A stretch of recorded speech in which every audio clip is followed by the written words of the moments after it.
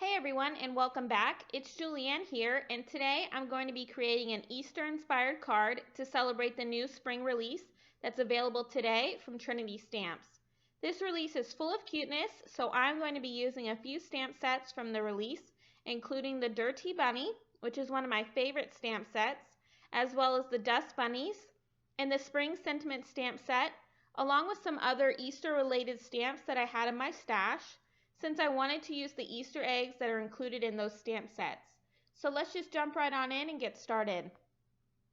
I'm going to start off by die cutting some masking paper with the grass border die. Since I'm going to be creating an Easter scene for my card today, I wanted my bunnies to look as though they are sitting in a field of grass, all hanging out with their Easter eggs and carrots and having a great time.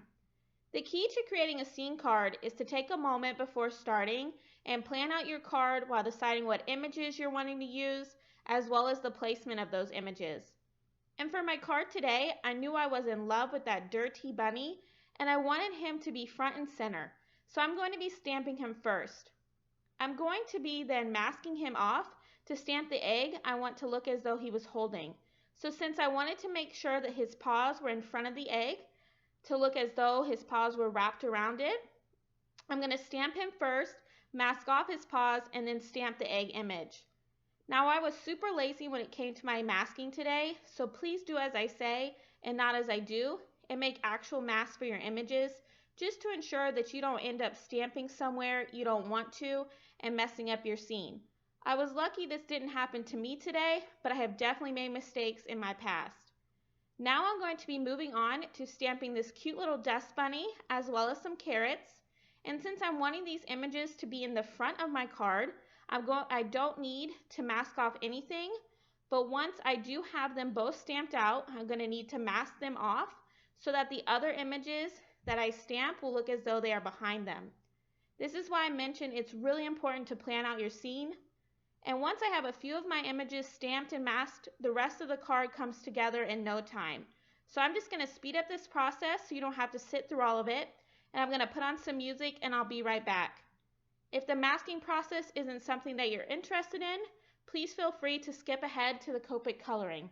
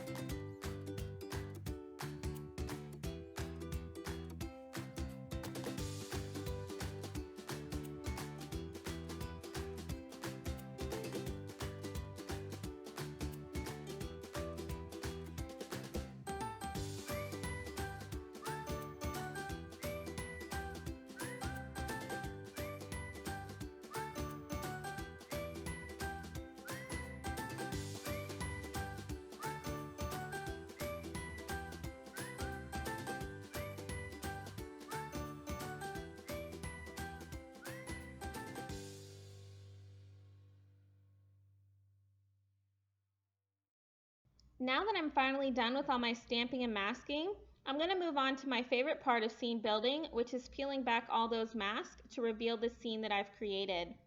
This has to be my favorite part, seeing how everything came together. And now with all my masking removed, I'm going to move on to my Copic coloring.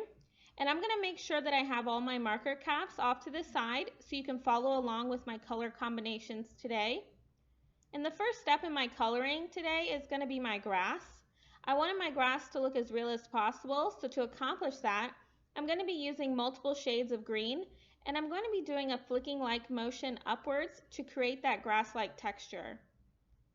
And I'm just going to be going in with my lightest shade, deciding where I want my grass to be, and then building up that color with my 3 darker shades before working my way back down to my lightest. The grass honestly took me the longest amount of time when it came to my coloring for this card, but that's because my scene really revolved around these bunnies being in a field of grass with the eggs and the carrots, so I really wanted it to be perfect.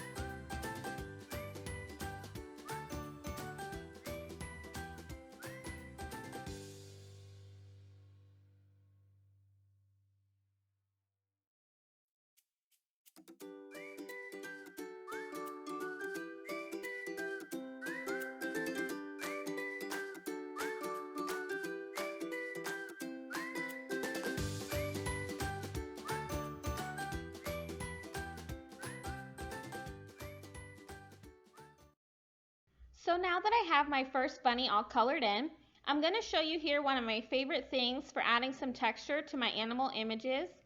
Once I'm done with my coloring, I like to go back in with the darker shades to add dots around my images where I've done my shading. So here I'm going to go in with my darkest shade, which is W5, and I'm going to add dots all around my bunny, and then go in with W4, doing the same, adding a few additional dots, and then finally going in with that W2, and that's going to give me a really nice transition into my lighter areas that I've already colored. And I'm going to show you here the difference in the bunnies with and without that added step. I personally really like the depth and dimension that it gives my coloring. So I'm just going to go in and add that detail to my last bunny here, and then I'm going to move on to coloring in the rest of my scene. You will notice while coloring that I did go back and add some additional Easter eggs in my background. I just really thought my scene needed some more, so I did the same thing as before and masked my already stamped images before stamping the additional eggs. So I'm just going to continue to color, and I'll be right back.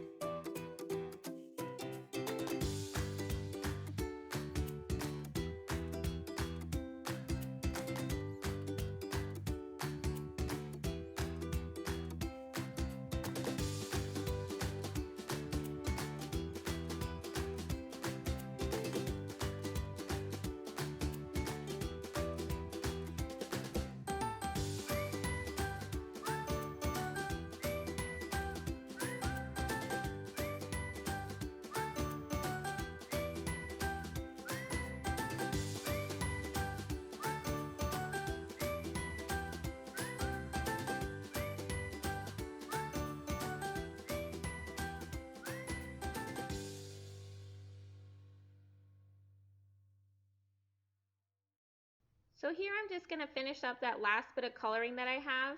I know my video today was a whole lot of stamping and masking and coloring, so I want to thank you all for sticking around. And I'd really love to know if you guys actually like watching me color like this, or would you like me to just do a video where I'm just showing you how a card came together? Let me know.